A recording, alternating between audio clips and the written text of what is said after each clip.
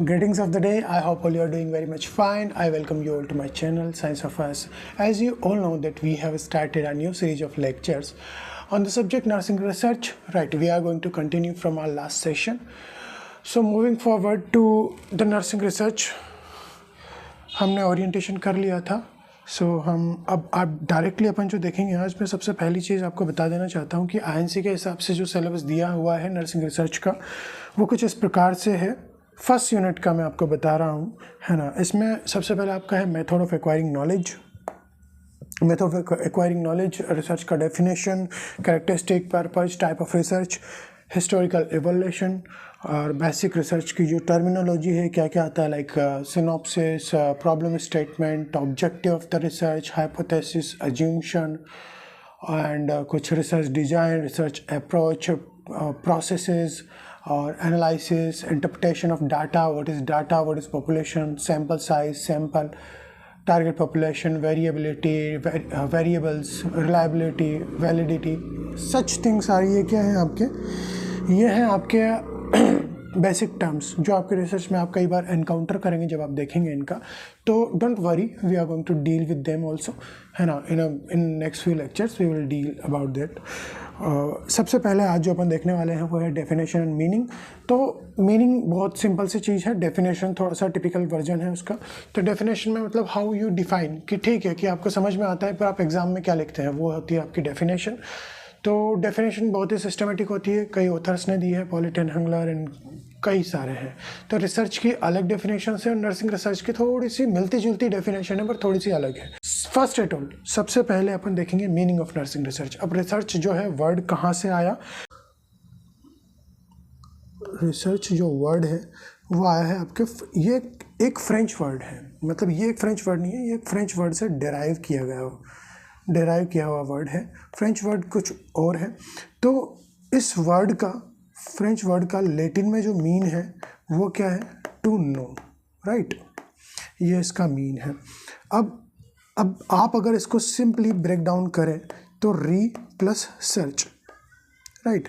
री का मतलब हो गया, अगेन री आपने कई बार देखा होगा, री मतलब रेपिटेटिव, रिवीजन मतलब दोबारा से देखना, और रिपीटेशन मतलब बार बार किसी चीज़ को करना, पढ़ना, है ना. तो री वहाँ से, री का मतलब क्या हो गया आपका, सिंपली अगेन. एंड सर्च का मतलब होता है find out. Search is a simple thing. आप डेली यूजेज में भी कई चीज़ें सर्च करते हैं, लाइक अ गूगल सर्च, है ना. Google is a search engine, you know. तो फाइंड, तो इसका मीन जो हो गया वो क्या हो गया, to know, to examine carefully, या फिर आप इसको बोल सकते हैं कि टू केयरफुली, या फिर आप इसको बोल सकते हैं कि टू फाइंड आउट. ये आपका मीनिंग हो गया. There is nothing big thing, there is nothing complicated about this. पर जो मेन चीज़ है वो है आपकी रिसर्च. अब रिसर्च क्या है, रिसर्च इज़ अ प्रोसेस, एक तरीके का प्रोसेस है. उसमें क्या होता है कि आप एक सिस्टमेटिक इंक्वायरी करते हैं. दूसरी चीज़ ये एक डिलीजेंट प्रोसेस है, मतलब कि इसमें आपको बहुत मेहनत करनी पड़ती है. डिलीजेंट आप किसी की तारीफ़ के लिए भी यूज़ कर सकते हैं, इसका मतलब है मेहनती. तो ये specifically research is a diligent and systematic inquiry और इन्वेस्टिगेशन, एक तरीके का इन्वेस्टिगेशन है. अब ये किस लिए है, या तो आपके जो कुछ क्वेश्चंस हैं उनका आंसर करने के लिए है, किसी प्रॉब्लम को सॉल्व करने के लिए है, या फिर कोई भी थ्योरी को वैलिडेट करने के लिए है, या फिर आपकी जो एग्जिस्टिंग नॉलेज है जो है उसको और भी ज़्यादा रिफाइन करने के लिए आपको क्या काम में आता है, रिसर्च काम में आता है, राइट. तो अपन ने डेफिनेशन अब देखने वाले हैं, मीनिंग अपन ने देख लिया है, राइट. इसमें ज़्यादा ऐसा कुछ है नहीं. तो moving on to our definitions. ये सब जो डेफिनेशंस हैं मैं आपको दिखाने के लिए लगाई हुई है यहाँ पे. तो इनमें से कोई भी एक डेफिनेशन देख लेते हैं. डेफिनेशन एक ही काफ़ी होती है. देखो एग्जाम पर्सपेक्टिव से तो नंबर ज़्यादा मिले, इसलिए आप क्या करते हैं, मिनिमम 3 डेफिनेशन तो आपको लिखनी पड़ती है. उसके बाद फिर आप जोड़ ताड़ के लिख सकते हैं. उसका शॉर्टकट की ये है कि आप किसी भी ऑथर का नाम लिख दें और आपको बस एक लॉजिकल डेफिनेशन लिखें, क्योंकि ऑथर्स की दी हुई डेफिनेशन एग्जामिनर्स को भी नहीं मालूम होती है. This is the new secret unlocked, right. तो सबसे पहला आप जो है, सबसे पहला और सबसे इजी, अब देखो यहाँ पे मीनिंग भी इन्होंने दिया हुआ है यहाँ पे, ये to look for the information, right, to test, to try, to prove, और टू एग्जामिन, राइट, क्लोजली और केयरफुली. तो ये रिसर्च का मतलब है. तो this is meaning. And here's the definition. Research is defined as a systematic and scientific process. Scientific process से अपना मतलब ये है कि ये एकदम methodological और लॉजिकल सीक्वेंस में होने वाला प्रोसेस है जिसको आप फैक्चुअल बेसिस पे प्रूफ भी कर सकते हैं। तो साइंस क्या है? प्रयोगों द्वारा प्रमाणित वाला जो बचपन में आपने विज्ञान की किताब में पढ़ा हुआ है, दैट्स द साइंस है। तो ये भी एक साइंटिफिक चीज़ है, इसको भी आप प्रूफ कर सकते हैं और ये बार बार करने में भी आपको सेम ही रिजल्ट देगी। तो ये एक तरीके का साइंटिफिक प्रोसेस है ना।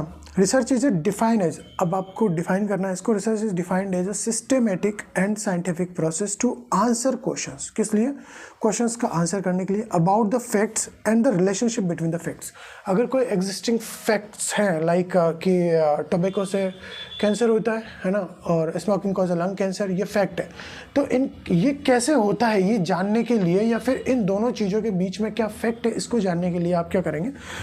रिसर्च करेंगे। तो this is the research thing, okay, है ना। It is a activity involve in seeking, sorry बहुत रफ कर देता हूँ मैं अपनी कॉपीज़ की तरह इधर भी। So it is an activity involve in seeking answers to unanswered questions.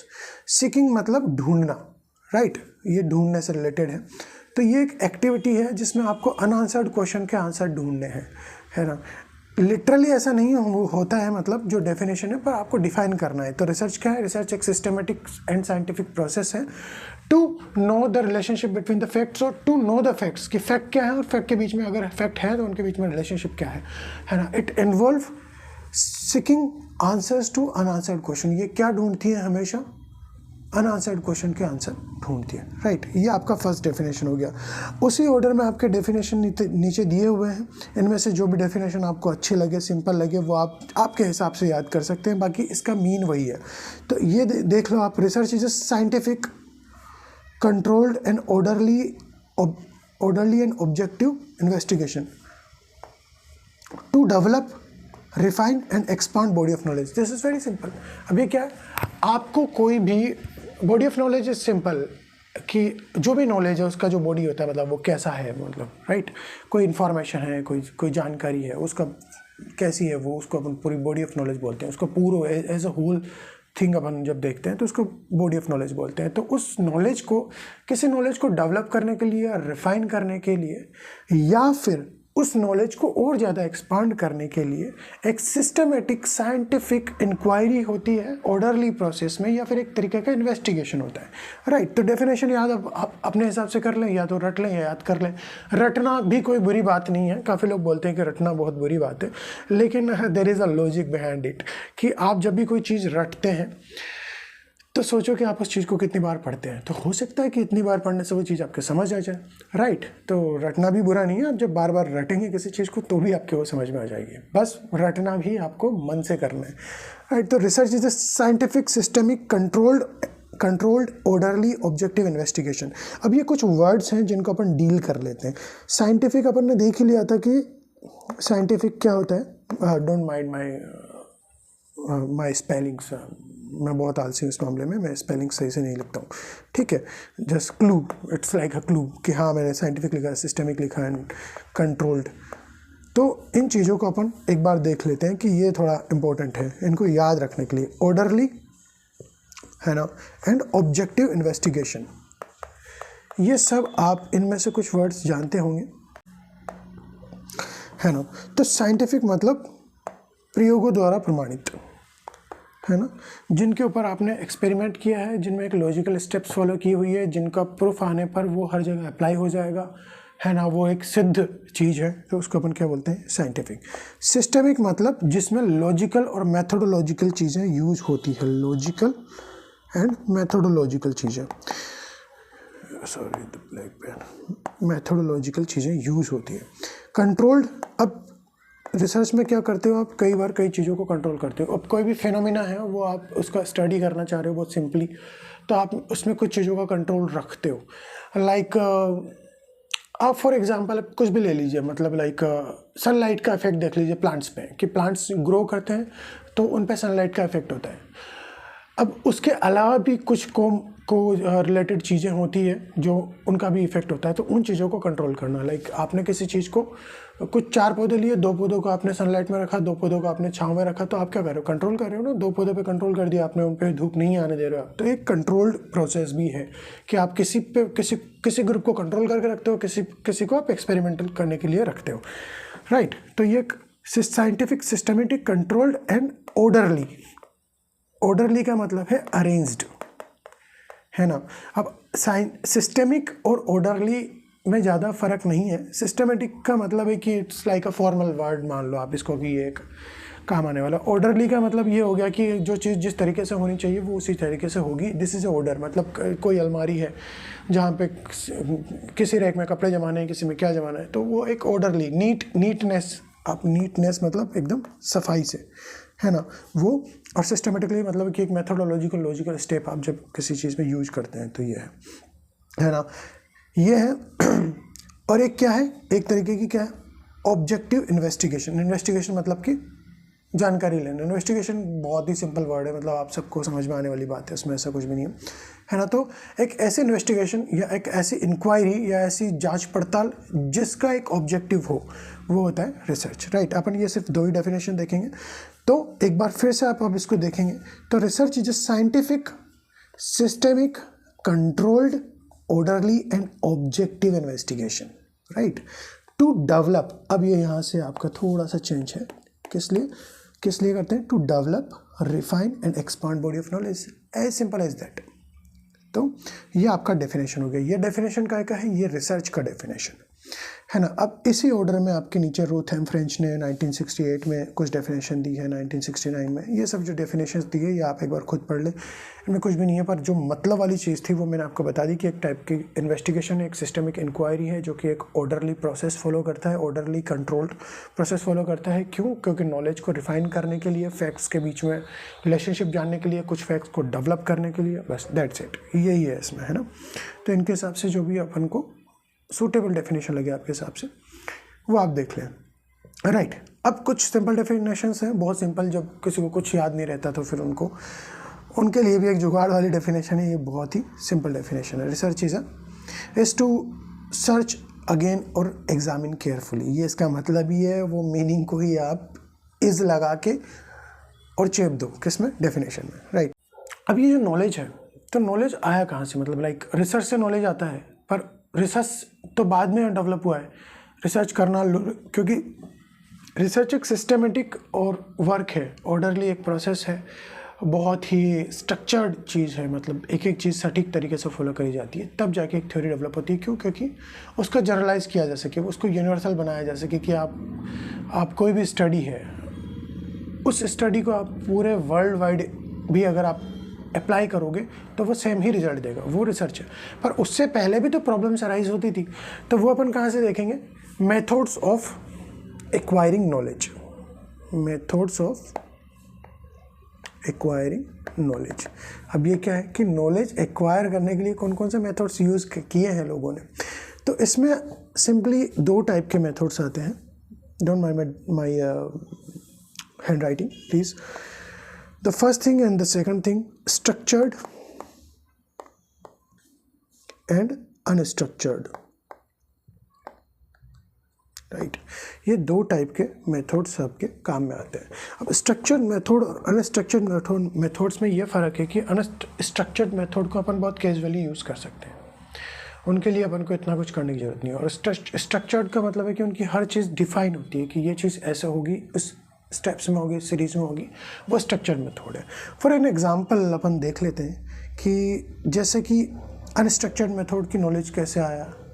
तो आपको पता है कि एक्सपीरियंस से भी नॉलेज आता है कि I know I have worked in a nursing college, कि अभी like I am a teacher, मैंने रियल लाइफ में भी पढ़ाया है, मतलब एक 2 नर्सिंग कॉलेज में मैंने काफ़ी पढ़ाया है। अभी मेरा कुछ 3-1 साल का एक्सपीरियंस हो चुका है मेरे को पढ़ाने का। तो अब बच्चों को कंट्रोल कैसे करना है और पढ़ाना कैसे है, बच्चों को समझ में कैसे आता है। अगर कोई मुझसे पूछेगा, कोई न्यू कमर आके, कोई नया टीचर, कोई जो भी MSc करना चाह रहा है या जो टीचिंग में जाना चाह रहा है, तो मैं उसको बता सकता हूँ। तो ये क्या है, मैं क्या शेयर कर रहा हूँ, ये एक्सपीरियंस शेयर कर रहा हूँ। एक्सपीरियंस शेयरिंग से भी जो है नॉलेज बढ़ सकती है, दूसरी चीज़ ट्रायल एंड एरर, ये भी एक तरीके का क्या है, मेथड है। ट्रायल एंड एरर मतलब कि कोई प्रॉब्लम आई, आपने सॉल्व करी, सॉल्व हुई, ठीक है, नहीं हुई कोई बात नहीं, दोबारा ट्राई करो, दोबारा आ जाएगा। जब कब काम हो जाए तो नॉलेज बढ़ जाएगी कि हाँ इस तरीके से मैंने किया था, ये हो गया था। वो एक तरीके के क्या है, अनस्ट्रक्चर्ड मेथड है। इनमें कोई इतना ज़्यादा लॉजिकल स्टेप्स फॉलो नहीं होता है। एक्सपीरियंस है, मैंने मेरे हिसाब से दे दिया, there is just knowledge sharing हो गया, है ना। बट द थिंग इज कि स्ट्रक्चर्ड मेथड क्या होते हैं, मेथड जिनमें आप क्या है, लॉजिकल चीज़ों का यूज़ करते हैं।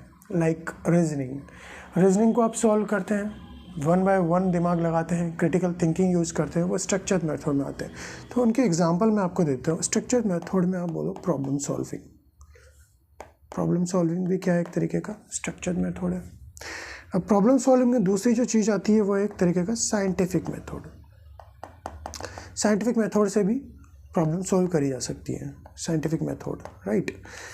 थर्ड जो चीज़ आती है वो है आपकी logical reasoning, right. Logical reasoning से भी आपकी प्रॉब्लम सॉल्व करी जा सकती है, और जब ये करते हैं तो आपकी नॉलेज एक्सपांड होती है, राइट। सो अब लॉजिकल रीजनिंग में भी 2 टाइप की चीज़ें होती है। एक तो इसका अप्रोच मान लो या फिर प्रोसेस मान लो, इंडक्शन और डिडक्शन एंड डिडक्शन। तो इंडक्शन का मतलब यहाँ पर यह है कि आप किसी भी एक चीज़ से आइडिया लगाकर एक पूरी थ्योरी डेवलप कर रहे हैं, दैट इज कॉल्ड इंडक्शन। और डिडक्शन का मतलब कि आप किसी भी एक थ्योरी को मद्देनज़र रखते हुए या उस थ्योरी को अप्लाई करके किसी एक पर्टिकुलर सॉल्यूशन पे जा रहे हैं। तो you are cutting the crap and moving on to the point. तो आप जो बोलते हैं कि काम की बात बता, तो वो क्या है कि आप डिडक्शन कर रहे हैं, मेन चीज़ क्या है बस उसका आप कर रहे हैं एक स्टेप्स को फॉलो करते हुए। और इंडक्शन का मतलब है कि आप एक चीज़ से एक पूरी थ्योरी का आइडिया लगा रहे हैं कि यार ये ऐसे ऐसे ऐसे होता है तो ऐसे होता होगा। अब मैं आपको एक एग्जांपल से बताता हूँ इंडक्शन का मतलब। अब नर्सिंग वाले बच्चे ज़्यादातर वीडियो देखेंगे, पर एग्जांपल इज़ फॉर ऑल। तो ऐसा होता है कि मतलब कि कोई बच्चा है जिसको आपने हॉस्पिटल में एडमिट हुआ है। अब उसको हॉस्पिटल के एनवायरनमेंट को देख के एंजाइटी हो रही है, वो रो रहा है, उसको फिजिकल सिम्टम्स आ रहे हैं, राइट। ये एक चीज़ जो है हो रही है। तो सिम्टम क्या आ रहे हैं, तो here is your child cute, right. अब इसको हो रही है एंजाइटी कि ये सिम्टम आपको देखने को मिल रहा है। अब आपने पता लगाया कि ऐसा हो क्यों रहा है, तो फिर पता करते करते आप यहाँ पे पहुँच गए कि ये जो है अपने पेरेंट्स से जब दूर होता है तो ऐसे ही बच्चों में होता है। तो इस चीज़ को अपन क्या बोलेंगे, सेपरेशन एंजाइटी, ठीक है। तो ये अब एक पूरा एक फिनोमेना हो गया जिसको आप फॉलो कर सकते हैं कि ये सेपरेशन एंजाइटी है, इसकी वजह से उसको एंजाइटी वाले सिम्टम्स आ रहे हैं या उसको स्ट्रेस में वो है। तो आपने क्या किया, इंडक्शन अप्रोच किया। मतलब आपने एक सिम्टम देखा कि यार इसको एंजाइटी हो रही है, इसको स्ट्रेस हो रहा है, क्यों हो रहा है, पेरेंट्स से सेपरेशन की वजह से। तो parent separation is a phenomena कि इस वजह से ये चीज़ हो रही है। तो आपने कौन सा अप्रोच लगाया, इंडक्शन अप्रोच, ठीक है। अब डिडक्शन का मतलब क्या है कि बच्चा, अब इसी चीज़ को उल्टा कर लो, आप डिडक्ट कर लो, ठीक है। बच्चा अपने पेरेंट्स से सेपरेट हो रहा है और उसको एडमिट रखा गया है और वार्ड में पेरेंट्स नहीं है और फिर वो रो रहा है। तो इसकी वजह से उसको सिम्टम आ रहे हैं कि उसको स्ट्रेस हो रहा है या वो चिल्ला रहा है या क्राई कर रहा है या इस तरह की चीज़ें आ रही है। तो आप किसी जनरल फिनोमिना से, जनरलाइज्ड नॉलेज से एक पर्टिकुलर पॉइंट पे पहुंचते हो तो वो है डिडक्शन। और आप किसी एक पर्टिकुलर पॉइंट से एक जनरलाइज्ड फिनोमिना जब डेवलप करते हैं, ये आपका क्या होता है, इंडक्शन। तो this is also method of acquiring knowledge. Are you guys agree with me और नॉट? या I hope you are agree with me. तो ये आपका स्ट्रक्चर्ड मेथड हो गया, ठीक है। तो स्ट्रक्चर्ड मेथड में आपके आ गए लॉजिकल रीजनिंग, है ना, problem solving and scientific method. ये दीज 3 आपके, ये 3-4 चीज़ें आ गई। और भी चीज़ें हैं पर I am not going to waste your time, क्योंकि अपन को जो करना है वो आगे रिसर्च की प्रैक्टिकल बातें करनी है कि प्रैक्टिकल रिसर्च कैसे बनाते हैं, क्या करते हैं, वो सब अपन डील करने वाले हैं। मैं आपको करके दिखाऊंगा, लाइक प्रॉब्लम स्टेटमेंट कैसा होता है, सिनॉप्सिस कैसे बनाते हैं, हर चीज़ मैं आपको बताऊंगा, पब्लिश कैसे करवाते हैं, एवरीथिंग। पर ये सबसे बेसिक यूनिट है, इसलिए we have to deal with it very patiently, right. तो moving on to our topic, अब इसी चीज़ को आप प्रॉब्लम सॉल्विंग आपके इम्पोर्टेंटली आपको दे रखा है और आता भी है। तो प्रॉब्लम सॉल्विंग होती क्या है? तो प्रॉब्लम सॉल्विंग के लिए आप एक एग्जांपल ले लें। आप एक एग्जांपल में क्या करेंगे कि सपोज करिए कि आपके पास एक प्रॉब्लम है, आपके पास एक पेशेंट है। हियर इज़ योर एग्जांपल, ये आपका एग्जांपल है, यहाँ पे मैंने दिया हुआ है। मैं आपको अब अपन किस अप्रोच से पढ़ेंगे, अपन सीधे एग्जाम्पल से पढ़ेंगे और फिर अपन थ्योरी डेवलप करेंगे, राइट। आप अपने सामने एक केस हो रहा है, फिर अपन उसको समझ लेंगे, अपन को समझ में आ जाएगा, फिर अपन क्या करेंगे कि हाँ उसको फिर डिफाइन करेंगे, उसको लैंग्वेज देंगे, तो वो आप देंगे, है ना। मैं आपको दिखा दूंगा। उसमें ऐसे बोल बोल के पढ़ाना इज़ नॉट लाइक पढ़ाना एनी मोर, क्योंकि बच्चे काफ़ी एडवांस हो गए। You guys are undergraduate और पोस्ट ग्रेजुएट्स। सो एक पेशेंट है, एक जनरल वार्ड है जिसमें एक पेशेंट है, वो जो है उस बार बार बेल होती है बेड के पास, कुछ अच्छे स्टैंडर्ड हॉस्पिटल्स में वो रिंग कर रहा है और नर्स को बुला रहा है बार बार। अब नर्स क्या है, नर्स बाकी पेशेंट्स की केयर में बिजी है, तो वो पेशेंट क्या है, एक तरीके का डिस्टर्बेंस क्रिएट कर रहा है, राइट। वो एक डिस्टर्बेंस क्रिएट कर रहा है। तो ये आपकी प्रॉब्लम है। अब इस प्रॉब्लम को आपको करना है सॉल्व, कि पेशेंट डिस्टर्बेंस क्रिएट कर रहा है, तो हाउ टू सॉल्व इट। तो उसके लिए आप क्या करेंगे कि आप पहले देखें कि प्रॉब्लम क्या है। प्रॉब्लम अपन ने देख ली कि ये है कि वो डिस्टर्बेंस क्रिएट कर रहा है, राइट। तो अब इसका एक प्रोसेस फॉलो करेंगे कि इसका समाधान अपन को करना पड़ेगा। तो फिर आप सबसे पहले देखें कि स्पेसिफाई द इशू और आइडेंटिफाई द इशू, कि मेन दिक्कत हो क्या रही है। दिक्कत ये हो रही है कि वो जो बार बार घंटी बजा रहा है, उस वजह से नर्स डिस्टर्ब हो रही है और बाकी पेशेंटों की केयर नहीं कर पा रही है। आपने पता लगा लिया कि ये दिक्कत है, मतलब पता लगा लिया कि मतलब ये है ही दिक्कत, है ना। This is the problem. अब आप देखो अगली चीज़ की कैसे इसको डील किया जा सकता है। तो आप सिचुएशन देखो कि हो सकता है कि पेशेंट को मोबिलिटी इशू, कि वो चल के नहीं जा पा रहा हो, राइट। किसी भी मतलब ये चीज़ें जब अपन करते हैं तो अपन को पता होती है, इसमें ऐसा कुछ भी नहीं है। There is not a rocket science, it's not a rocket science. आप किसी वार्ड में करते हैं, आपको पता होता है कि भाई पेशेंट लंगड़ा है, लूला है, चल नहीं सकता, फिर नहीं सकता है, बूढ़ा है, एजेड है ना। तो इस तरह की चीज़ें आपको पता होती है। पर फिर भी समझने के लिए, क्योंकि एग्जाम में लिखना भी तो पड़ता है ना भाई, पता होने से थोड़ी काम चलता है। तो आप क्या करोगे, सिचुएशन को एनालाइज करोगे कि हो सकता है कि उसको यूरिन की फ्रिक्वेंसी ज़्यादा आ रही हो, उसको बार बार पेशाब आ रहा हो, है ना। या हो सकता है कि वो खुद चल के नहीं जा सकता हो, उसको असिस्टेंस चाहिए चलने फिरने में, है ना। तो आप सिचुएशन देखें कि वो किस सिचुएशन में ये बिहेवियर एग्जीक्यूट कर रहा है, ये बिहेवियर बार बार रिपीट कर रहा है, बेल क्यों बजा रहा है बार बार, है ना। या calling for help, why he is calling for help. तो आपने देखा कि पेशेंट, कोई भी एक चीज़ मान लो कि पेशेंट चल नहीं सकता, राइट। तो अब आप क्या करोगे, you are going to solve a problem. तो आप एक प्लान बनाओगे। आप प्लान बनाओगे कि ऐसा क्या करूं कि मेरे को डिस्टर्ब ना करे। तो आप एक काम करें, या तो उसके पास आप अटेंडर अलाउ नहीं कर सकते, तो आप एक काम करें कि उसको टाइम टू टाइम बाथरूम जाने के लिए ऑफ़र करें। जब भी आप फ्री टाइम में उसको ऑफ़र करें। ऑफ़र करने के बाद ऐसा तो नहीं कि दोबारा से उसको वॉशरूम आ जाएगा, है ना, या फिर उसको टॉयलेट आ जाएगा। तो इस तरीके से ये चीज़ फिक्स हो सकती है। ये आपने सोचा बस कि हाँ ऐसा करते हैं कि मैं दिन में 3 बार ऐसा पूछ लूँगा कि भाई वॉशरूम चलो, आपको टॉयलेट करवा देते हैं। या फिर आपको उसको चलने फिरने में दिक्कत आ रही है तो फिर इसका वॉकर का अरेंजमेंट करवा दो, राइट। इस तरह की आप चीज़ें करके अपन इसको सोल्व कर सकते हैं। ये आपने प्लान किया, फिर आपने क्या किया, इम्प्लीमेंट किया, राइट। तो अब आप क्या कर रहे हैं, इम्प्लीमेंट कर रहे हैं प्लान को। Here we are. तो अब ये जो आपने सोचा, इसी को आपने कर दिया। करने के बाद आपने देखा कि समस्या का समाधान हो चुका है या फिर नहीं हुआ है ना। अगर हो चुका है तो अच्छी बात है, नहीं हुआ है तो प्रोसेस को रिपीट करो, प्लान चेंज करो भाई, है ना। ये वाली चीज़ है। तो अब प्रॉब्लम सॉल्विंग की प्रोसेस भी यही है और स्टेप्स भी यही है ना। स्टेप्स भी यही है और प्रोसेस भी यही है। अब ये कितना सिंपल था आपको मैं बताऊं। दिस इज सिंपल इज कि आइडेंटिफाई द इशू, कि प्रॉब्लम क्या आ रही है। उसके बाद आपने क्या किया, सिचुएशन को एनालाइज किया। उसके बाद आपने क्या किया, एक प्लान बनाया, सेम नर्सिंग प्रोसेस की तरह, है ना। उसके बाद आपने क्या किया, प्लान को इम्प्लीमेंट किया और फिर इवेलुएट किया। इस तरीके से भी आप किसी प्रॉब्लम को जो है सॉल्व कर सकते हो। Solve, this is your thing. है ना। तो ये आपका प्रॉब्लम सॉल्विंग हो गया। अब एक एग्जांपल से भी समझ गए, है ना। अब मैं दिखा देता हूँ आपको एक बार फिर भी यहाँ पे कि patient is asking for assistance to go to bathroom. वही वाली बात है कि बाथरूम के लिए बार बार बोल रहा है।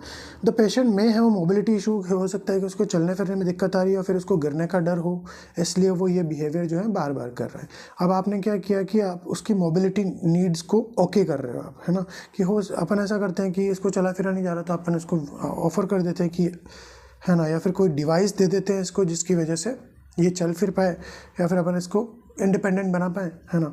और या फिर अपन बार बार इसको एक टीम रख लेते हैं जो इसको बार बार वॉशरूम के लेके जाए ताकि अपन को डिस्टर्ब ना करे, मतलब वो जो बिहेव कर रहा है वो ना करे। ये आपने सोच लिया, सेम चीज़ आपने वो कर ली। अब इसमें भी अगर आपको और भी ज़्यादा वो चाहिए कि कुछ इम्प्रूव हो, तो अब आपने प्लान बनाया तो फाइंडिंग द बेस्ट सॉल्यूशन भी अपन इसको बोल सकते हैं कि आपने क्या किया, find out the best solutions. अब find out the best solutions में से आप देखो कि कौन सा सॉल्यूशन आपको अच्छा लग रहा है, वो आप अप्लाई कर दो। अब वो कैसे देखना है, एडवांटेज और डिसएडवांटेज के हिसाब से कि इसमें ज़्यादा फ़ायदा है, इसमें कम फ़ायदा है, राइट। तो उस हिसाब से आप उन सॉल्यूशंस में से एक सॉल्यूशन को अप्लाई कर दो और इम्प्लीमेंट कर दो और फिर वही इवैल्यूएट कर लो, है ना। तो ये आपका प्रॉब्लम सॉल्विंग है। अब प्रॉब्लम सॉल्विंग क्या है कि प्रॉब्लम सॉल्विंग साइंटिफिक मेथड से इसलिए अलग है कि प्रॉब्लम सॉल्विंग में आपको सिंपली क्या करना होता है कि एक पर्टिकुलर प्रॉब्लम, आपके पास एक सिंगल प्रॉब्लम होती है, आपको बस उससे डील करना होता है, उसको सॉल्व करना होता है। While scientific method is a more structured method. उसमें आप कोई भी अनाप शनाप चीज़ें नहीं कर सकते, उसमें आपको एक स्टैंडर्ड फॉर्मेट फॉलो करना पड़ता है। इसलिए आपको क्या करना पड़ता है कि डिफाइन द प्रॉब्लम, कि प्रॉब्लम है क्या या फिर इशू है क्या। उसके बाद आप क्या करोगे कि हाइपोथेसिस क्रिएट करोगे कि हो सकता है कि ऐसा करने से ऐसा हो जाएगा। आप ये बनाते हो साइंटिफिक प्लान में, है ना, और रिसर्च में भी आप ये इवेंचुअली बनाते हो। उसके बाद जो दूसरी चीज़ आप करते हो वो करते हो वही same, finding out the best solutions, है ना। प्लान बनाते हो, फिर प्लानिंग में से वही इम्प्लीमेंट करते हो, इवैल्यूएट करते हो और रिपीट करते हो, यही वाला प्रोसेस। तो ये आपका साइंटिफिक प्रोसेस हो गया, है ना। प्रॉब्लम सॉल्विंग और साइंटिफिक मेथड दोनों आपके कवर हो गए, है ना। अब ये स्टेप्स है, तो स्टेप्स का लैंग्वेज यहाँ पे लिखा हुआ है, आप प्लीज़ एक बार रोक के इनको पढ़ लें। मेरे पास अपन इतना टाइम नहीं ले सकते इस लेक्चर में, है ना। Specify the problem, analyse the situation, evaluate the possible solution, कि आप किस किस तरीके से चीज़ें ठीक कर सकते हैं, किस बेसिस पे, एडवांटेज और डिसएडवांटेज के बेसिस पे आप देख लो कि कौन सा सॉल्यूशन बेटर रहेगा। उसके बाद उनमें से एक सॉल्यूशन चूज़ कर लो, फिर इंप्लीमेंट कर दो और बाद में अगर नेसेसरी हो तो आप इवैल्यूएट कर दो, राइट। तो ये आपका वो हो गया। अब प्रॉब्लम सॉल्विंग की डेफिनेशन आप एक बार देख लो कि ये क्या है, एक लॉजिकल स्टेप्स, है ना। प्रॉब्लम सॉल्विंग प्रोसेस इज, ये क्या एक प्रोसेस है, सीरीज ऑफ लॉजिकल स्टेप्स। इसमें आप एक लॉजिकल स्टेप्स फॉलो करते हैं एक सीरीज में, मतलब वन बाय वन आप लॉजिकल स्टेप्स लगाते हैं किसी चीज़ को सॉल्व करने के लिए, किसी चीज़ का समाधान करने के लिए, बेस्ट समाधान करने के लिए, है ना। जिसमें आप क्या करते हैं, अपना टाइम देते हैं और रिसोर्सेज को यूज़ करते हैं। ये थोड़ा गलत हो रखा है इसमें, है ना। तो राइट, तो ये हो गया। अब नेक्स्ट जो चीज़ अपन पढ़ने वाले हैं वो है साइंटिफिक मेथड। साइंटिफिक मेथड आप देखिए मेरे साथ एक बार, वर्ड में आता है। In scientific method the scientist possess a question. एक साइंटिफिक क्या है, क्वेश्चन इम्पोज करता है कि ये मेरा क्वेश्चन है कि मुझे ये जानना है ना, या फिर मुझे इस चीज़ का पता लगाना है, इस मामले में मेरे को नॉलेज गेन करनी है। और एक हाइपोथेसिस क्रिएट करता है कि हो सकता है कि इस मामले में और फर्दर सोचना पड़ता है कि हाइपोथेसिस क्या होती है। हाइपोथेसिस एक टेंटेटिव प्रेडिक्शन होता है कि आप किस दो चीज़ों के बीच में एक आइडिया लगा के चलते हो, बहुत ही लॉजिकल वाला। क्योंकि आप बिलीफ, अज्यूम्शन और हाइपोथेसिस में बस इतना सा फ़र्क होता है कि हाइपोथेसिस थोड़ा स्टैंडर्ड वर्जन है, उसमें आप like you are watching a cricket, ठीक है, आपको पता है कि ऑलराउंडर्स खेल रहे हैं और जैसे ऑलराउंडर चले जाएंगे फिर बॉलर्स आएंगे और बॉलर्स अच्छी बैटिंग नहीं कर पाएंगे और score is a far away to achieve, तो डेफिनेटली ये टीम हारनी है। तो आपने क्या करा, लॉजिक लगाया कि नहीं जीत पाएगा, है ना। अब अज्यूमशन में क्या है कि मैं बस अज्यूम कर रहा हूँ कि जस्ट माई हार्ट वांट कि इंडिया विंस, तो बस मेरा ये बिलीफ है कि हम जीत जाएंगे, तो दिस इज़ अज्यूमशन। आप अज्यूम करके चलते हो। तो आजकल भी मार्केट में काफ़ी लड़कियाँ बोलती है लड़कों को कि तुमने अज्यूम कर लिया मेरे बारे में, तुम्हें लगता ही रहता है मेरे बारे में, है ना, तुमने मेरे से पूछा ये वो। तो ये क्या है कि आप अज्यूम करके किसी के बारे में आप जस्ट सोच के चलते हो कि यार भाई ऐसा होगा, वैसे उस वो कर रही होगी, ये कर रहा होगा। तो है ना, नॉट इन दैट वे, है ना। तो वो है, पर अगर आप दिमाग लगाए कि हो सकता है कि वो ये उसका ऑफिस टाइम है या इस टाइम वो खाना खा रही होगी तो नहीं उठा रही है कॉल, है ना, तो अब ये क्या कर रहा है, आप ये क्या हाइपोथेटिकली आप सोच रहे हो, है ना। तो इसमें क्या होता है कि एक साइंटिस्ट एक प्रॉब्लम अराइज करता है, प्रॉब्लम अराइज तो नहीं करता है, मतलब एक प्रॉब्लम ढूंढता है जिसको उसको सोल्व करना है, एंड उसके बाद क्या होता है कि वो एक वेरिएबल्स के बीच में सोचता है कि हो सकता है कि ये इनके बीच में रिलेशनशिप हो, है ना, तो ये पता लगाता है, और उनका फिर क्या है कि पोटेंशियली एक्सप्लेनेशन देता है, और उसके बाद वो एक्सपेरिमेंट करके फिर एंड में पता लगाता है, और फिर बाद में देखता है कि यार मैंने जो सोचा था वो सही था या गलत था, क्योंकि पता तो बाद में ही लगेगा। तो ये एक साइंटिफिक इन्वेस्टिगेशन हो गई, राइट। तो ये आपका इसका डेफिनेशन आप यहाँ से भी लिख सकते हैं, it is a systematic and objective method of inquiry. ये एक सिस्टमेटिक मेथड है ना। Scientific method help researcher to develop a new knowledge, क्या काम करते हैं, डेवलप अ न्यू नॉलेज और एक्सपांड नॉलेज और वैलिडेट एग्जिस्टिंग नॉलेज। बाकी ये लैंग्वेज है और कुछ भी नहीं है। अब इसके कुछ स्टेप्स हैं, जैसे कि प्रॉब्लम सॉल्विंग के कुछ स्टेप्स थे, इसके भी कुछ स्टेप्स हैं, राइट। तो अपन इन स्टेप्स को देख लेते हैं। स्टेट है हाइपोथेसिस, कि अब प्रॉब्लम के बाद आप टेंटेटिव प्रेडिक्शन करें कि हो सकता है कि इन दो वेरिएबल्स के बीच में, अब ये जो मैं टर्मिनोलॉजी बताऊंगा बच्चों, तब मैं बताऊंगा आपको कि वेरिएबल्स होते क्या है, राइट। तो अभी इनके बीच में वरीड होने का कोई इशू नहीं है, क्योंकि नेक्स्ट लेक्चर आ जाएगा उसमें आपको पता चल जाएगा जब बेसिक टर्मिनोलॉजी पढ़ेंगे, है ना। तो क्योंकि टॉपिक से डाइवर्ट होना इज लाइक, फिर तुम खो जाओगे उधर वेरिएबल्स में, है ना। वेरिएबल्स बहुत इंटरेस्टिंग होंगे और फिर आप क्या करोगे कि एक एक्सपेरिमेंट डिज़ाइन करोगे, मैं ये पता करने के लिए मैं ये करने जा रहा हूँ, मतलब मैं जानबूझ के एक सिचुएशन क्रिएट करूँगा, या फिर जो हो रहा है उस पर कुछ चीज़ों का कंट्रोल करके और फिर मैं ये करूँगा, राइट। फिर उसके बाद आप एक एक्सपेरिमेंट कंडक्ट करते हैं, उसके बाद जो कंडक्ट किया हुआ एक्सपेरिमेंट है उससे जो डाटा निकल के आता है उसको आप एनालाइज करते हैं, और फिर आप देखते हैं कि मैंने जो सोचा था वो सही है या गलत है, या मैंने जो प्रेडिक्ट किया था कि इन दोनों चीज़ों के, लाइक कोई नए ड्रग जब भी कोई आदमी इन्वेंट करता है तो वो सोचता है कि मेरे को लगता है कि ये ड्रग जो है ज़्यादा अच्छे से काम करेगी, लाइक, है ना। तो इस तरह की चीज़ें हैं। तो जब आप करवा के देख लो, जब एक्सपेरिमेंट कंडक्ट कर लो, फिर आप डाटा देख लो, पेशेंट आउटकम देख लो, उसको रिपोर्टिंग कर लो, पता लगेगा कि आपने सही किया, तो वेल एंड गुड, अच्छा है, आपका एक्सपेरिमेंट सफल रहा, आपने जो सोचा था वो हो गया। तो अगर वो हो गया तो आपकी हाइपोथेसिस हो जाएगी एक्सेप्ट, और अगर नहीं हुआ तो वो हो जाएगी रिजेक्ट, ठीक है। अब इसके मामले में डिटेल से बाद में पढ़ लेंगे, there is nothing else like to discuss about it, right. Moving on to our next topic, characteristic of scientific methods, right. तो they are orderly and systematic. Orderly and systematic का मैंने आपको बताया था कि ऑर्डरली एंड सिस्टमेटिक क्या होता है। ऑर्डरली मतलब नीटनेस, अरेंजमेंट होता है, एक 1 by 1 एक सीक्वेंस में चीज़ें होनी चाहिए, और सिस्टमेटिक मतलब मैथोडोलॉजी को भी वो चीज़ फॉलो करनी चाहिए, ठीक है। अब इसमें क्या है कि scientific attempt to control the factors that are not under the direct investigation. अब इसमें क्या होता है कि आपने क्या किया, 2 प्लांट्स लिए, उनका सनलाइट पे इफेक्ट देखना चाह रहे हो कि आप सनलाइट का क्या इफेक्ट पड़ता है उन पे, तो उनमें आपने रख लिया, पर सनलाइट के साथ साथ आप ह्यूमिडिटी को भी कंसिडर करके उनको भी कंट्रोल करके चल रहे हो। तो ह्यूमिडिटी का डायरेक्ट आपके इन्वेस्टिगेशन से कोई लेना देना नहीं है, आप कर रहे हो सनलाइट का प्लांट की ग्रोथ पे, है ना, पर ह्यूमिडिटी को भी आप कंट्रोल करके चल रहे हो। तो ये एक्सटर्नल फैक्टर्स हैं, जो बाह्य चीज़ें हैं जो अफेक्ट कर सकती है आपके उसको, आप इसको भी कंट्रोल करके चल रहे हो, जो कि डायरेक्टली इन्वेस्टिगेशन से रिलेटेड नहीं है। तो ये भी जो है साइंटिफिक मेथड का एक कैरेक्टरिस्टिक है। तो साइंटिफिक मेथड क्या होता है, एक ऑर्डरली और सिस्टमेटिक प्रोसेस होता है। उसके बाद इसमें जो इसका कोर जो चीज़ है वो ये है कि इसमें जो है एक्सटर्नल फैक्टर्स को कंट्रोल किया जाता है, और इसके द्वारा साइंटिफिक मेथड में जो भी मेथड्स यूज़ किए जाते हैं उसका जो रिजल्ट आता है उनको जनरलाइज किया जा सकता है कि आपका रिजल्ट ऐसा आया है, तो आपने जो थ्योरी डेवलप करी उस थ्योरी को अगर पूरा वर्ल्ड यूज़ करे तो भी वो वही रिजल्ट देगी। That is called a generalization. Like if I find out something, और वो चीज़ मैंने बहुत तरीके से और बहुत रिसर्च के थ्रू करी है डेवलप, तो उस नॉलेज को पूरा वर्ल्ड लेवल पे जहाँ भी रिसर्च चलती है वो किया जा सकता है ना। जैसे कि कुछ ड्रग्स हैं, like paracetamol treats the fever for everyone, मुझे ही नहीं सबको ठीक कर देती है वो, तो जिस भी आदमी ने वो ड्रग बनाई होगी तो लाइक, है ना, तो वो जनरलाइज करी जा सके, वो चीज़ सबके काम में आ सके, है ना। Finding based on the empirical evidences, मतलब कि सबूतों के आधार पर, प्रयोगों द्वारा सिद्ध, है ना, वही वाली चीज़ है। And based on the assumption and अब ये क्या है कि कुछ थ्योरीज को टेस्ट करने के लिए भी, और ये हो सकता है कि एजम्पशन के बेसिस पे भी किया जा सके, right. Moving on to our next slide which is example of scientific method. अब साइंटिफिक मेथड डज, वही मैंने जो बताया, does sunlight affect the growth of plant. अब आपकी ऑब्जर्वेशन ये है कि plant seem to grow faster when the exposed to sunlight. जब आप सनलाइट में उनको रखते हो तो बहुत अच्छे से ग्रो करते हैं, राइट। तो आपने हाइपोथेसिस बना ली कि भाई हाँ, मतलब जिन पौधों पे सनलाइट पड़ रही है वो ज़्यादा लंबे हो रहे हैं। तो देखो, अब आपने एक्सपेरिमेंट कर लिया, वही ग्रुप ले लिया है ना, take 2 group of same type of plant भी सेम लेना पड़ेगा।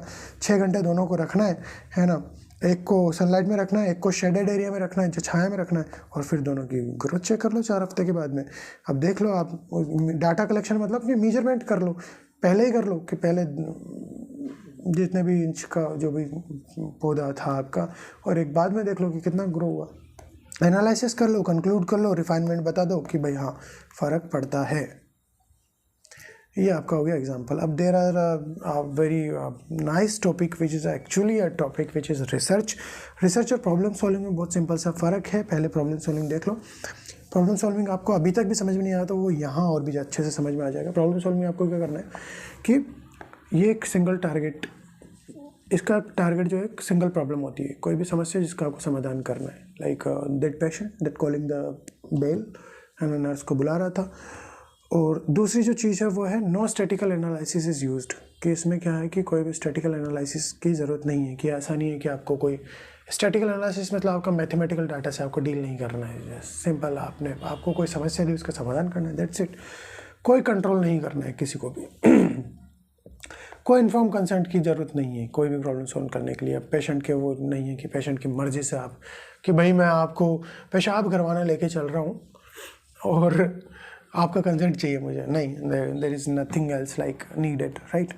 इसका जनरलाइजेशन भी नहीं हो सकता। अब आप हो सकता है कि आपने किसी समस्या का समाधान ऐसे ही कर दिया हो, पर ऐसा नहीं है कि वो उस मैप पे, उस लेवल पे वो काम आए, है ना। No replication is possible. आप ये चीज़ अगर दोबारा करोगे तो ज़रूरी नहीं है कि वो समाधान वापस हो जाए।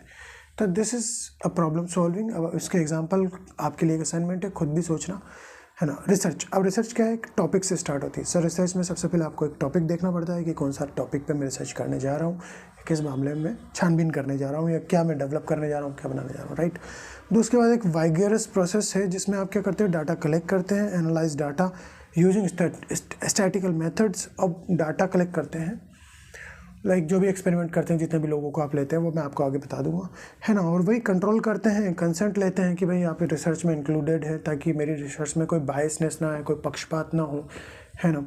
क्योंकि उससे फ़र्क पड़ जाएगा। आपकी पूरी 1-2 साल की मेहनत है, किसी ने अपनी मनमर्जी से कुछ कर दिया उसमें तो फिर वो गड़बड़ हो जाएगा ना। फिर उनके जो रिसर्च स्टडी की जो फाइंडिंग्स आई है, जो भी रिजल्ट आए, उनको आप देख सकते हैं, जनरलाइज कर सकते हैं पबमेड और जो भी साइंटिफिक रिसर्च स्टडीज़ जहाँ पे डली होती है, ताकि उनको देख के भी पूरे वर्ल्ड में लोग काम लेते हैं। उनको मैं बताऊँगा आपको कैसे वो काम में आती है। लाइक रिमाइंड मी, कमेंट कर देना, है ना, कि सर बताना कि आपने बोला था कि रिसर्च स्टडीज़ जो पुरानी है वो कैसे काम में आती है। I will tell you. Review of literature जब अपन पढ़ेंगे तो मैं बताऊँगा, है ना। Replication of studies possible. मैंने जिस तरीके से जो काम किया है, आप भी भले ही वो स्टडी आप कहीं भी कंडक्ट कर लें, पर सेम पैरामीटर्स पे जो मैंने यूज़ करे तो आपको सेम ही रिजल्ट आए। डेफिनेशन ऑफ नर्सिंग रिसर्च, तो ANN, अमेरिकन नर्स एसोसिएशन ने जो है नर्सिंग का डेफिनेशन दिया कि systematic investigation design to develop और contribute to generalise knowledge related to health care phenomena. Same चीज़ है, बस हेल्थ केयर से आपको रिलेट करनी है। पोलाइट एंड बेक की है 2017 की, कि एक सिस्टमेटिक इंक्वायरी है जिसमें क्या करना है, design to develop a knowledge about the issues of importance to the nursing profession. Nursing profession में चाहे वो एडमिनिस्ट्रेशन से रिलेटेड इशू हो, चाहे वो प्रैक्टिस से रिलेटेड इशू हो, चाहे वो नर्सिंग एजुकेशन से रिलेटेड इशू हो, उनको सोल्व करने के लिए या उस रिगार्डिंग नॉलेज को डेवलप करने के लिए एक सिस्टमेटिक प्रोसेस है नर्सिंग रिसर्च, उसका नाम है, राइट। अब आप एग्जाम्पल देख लो। आप ये मैं एग्जाम्पल सबसे अच्छे से समझाऊंगा, थ्योरी आपको खुद पढ़नी है, because you guys are very much intelligent, I guess you are. एक वार्ड, जनरल वार्ड जिसमें 20 पेशेंट हैं, और उसमें सिर्फ एक नर्स है, तो जाहिर सी बात है कि वो सबको अच्छा से ट्रीट नहीं कर पाएगी, सबको जो है उनका ट्रीटमेंट डिलीवर नहीं कर पाएगी, हेल्थ केयर नहीं दे पाएगी। तो उनके जो है उसमें टाइम मैनेजमेंट नहीं हो पाएगा, जिसकी ड्रग जिस टाइम पे लगनी होगी उस टाइम पे नहीं लगेगी, हो सकता है वो भूल भी जाए। तो स्टाफ कम है, उस वजह से पेशेंट के आउटकम पे फ़र्क पड़ रहा है। तो ये आपका प्रॉब्लम मान लो कि क्या इस चीज़ का फ़र्क पड़ता है, दिस इज़ योर प्रॉब्लम। अब ये क्वेश्चन है कि अब आप इसको एक स्टैंडर्ड क्वेश्चन में तब्दील कर लो कि रिसर्च का, कि does an increase in nurse patient ratio improve the patient safety and reduce the incidence of hospital acquired infection. कि भाई पेशेंट का जो है स्टाफिंग बढ़ाने से हॉस्पिटल एक्वायर्ड इन्फेक्शन जो है उसमें कमी होती है या वो वैसा ही रहता है, ये आपका रिसर्च क्वेश्चन है। तो अब एक नर्सिंग रिसर्चर है, सपोज करो आप हैं, आप जाओ पता लगाओ जिन हॉस्पिटल, कई सारे हॉस्पिटल ले लो जितना आपका सैंपल साइज़ है, वार्ड देख लो कि एक वार्ड में सिर्फ 2 ही नर्स हैं, किसी वार्ड में 10 नर्स हैं, वहाँ के पेशेंटों का आउटकम कैसा है, या फिर वहाँ पे hospital acquired infection which means nosocomial infection के इंसिडेंस रेट क्या है, वो आप देख लो और देख के पता लगा लो। This is your nursing research का एग्जांपल हो गया ये आपका, राइट। डेफिनेशंस हो गई। नीड और पर्पज, नीड और पर्पज को मोस्टली पीपल ले लेते हैं कि एक सिमिलर टाइप के वर्ड हैं, नीड एंड पर्पज। या मुझे भी उस टाइम पे नहीं पता था कि इनमें क्या फ़र्क है, क्योंकि ज़रूरत है और उद्देश्य एक ही चीज़ है नहीं। आज में मुझे पता लगा कि इनके बीच में क्या फ़र्क है, वो भी मैंने खुद सोचा कि क्या और किस लिए में जो फ़र्क है वही नीड एंड पर्पज में फ़र्क है। अब क्या और किस लिए है ना, क्या नहीं, क्यों, है ना, कि भाई क्यों चाहिए नर्सिंग रिसर्च, है ना, क्या ज़रूरत है, वो है कि अब यहाँ पे आप देखो नर्सिंग प्रैक्टिस को इम्प्रूव करनी है ना, नॉलेज को अपडेट करने के लिए भी इसकी ज़रूरत पड़ सकती है, प्रोफेशनल आइडेंटिटी को बढ़ाने के लिए कि हमारा प्रोफेशन बहुत अच्छा है, हमारे प्रोफेशनल रिसर्च चलती रहती है, एथिक्स हमने सेट किए हुए हैं, हमारा एक स्टैंडर्ड है इन चीज़ों का, है ना। नर्सिंग के इश्यूज़ को रिजॉल्व करने के लिए, हेल्थ केयर का इम्पैक्ट बढ़ाने के लिए, लाइक लोग आते हैं तो पेशेंट हॉस्पिटल में आते हैं तो उसका हेल्थ केयर का क्या इम्पैक्ट पड़ता है ना, वो सब चीज़ों के लिए nursing research, body of knowledge develop करनी बहुत ज़रूरी है। तो ये नीड है, इसलिए नर्सिंग रिसर्च होती रहे, ये ज़रूरी है। अब पर्पज किस लिए करनी है, वो इसलिए करनी है डेवलप अ साइंटिफिक नॉलेज, मुझे साइंटिफिक नॉलेज डेवलप करना है, ये मेरा पर्पज है, इसलिए हम नर्सिंग रिसर्च करने जा रहे हैं। एनहेंस प्रोफेशनल नॉलेज को हमको बढ़ाना है ना। Provide foundation of the evidence based practice, मतलब कि प्रयोगों द्वारा प्रमाणित जो प्रैक्टिस है, मतलब कि आप किसी पेशेंट को कोई स्पेसिफिक स्टैंडर्ड ट्रीटमेंट देते हैं और उसका सबूत है आपके पास कि हाँ ऐसा करने से पेशेंट आउटकम बढ़ता है, तो उसका फाउंडेशन, उसका बेस और मजबूत करने के लिए हमको नर्सिंग रिसर्च करते रहना है, ये मेरा पर्पज है नर्सिंग रिसर्च का, right. Expand the nursing profession को और बड़ा करना है, और क्या रिक्वायरमेंट है और कितना इम्प्रूव कर सकते हैं, एथिकल इश्यूज़ में क्या क्या रिजॉल्व कर सकते हैं, कितने पैरामीटर सेट कर सकते हैं, है ना। रिफाइन एंड इम्प्रूव थ्योरीज, जो पुरानी थ्योरीज उनको इम्प्रूव कर सकते हो आप, है ना, नर्सिंग रिसर्च करके, मतलब करना है, उद्देश्य है ये आपका। इसी तरीके से in a same order identify the nursing practices, improve the educational and administrative techniques, and nursing का स्कोप और भी ज़्यादा डिफाइन करने के लिए भी अपन ये चीज़ जो है कर सकते हैं। तो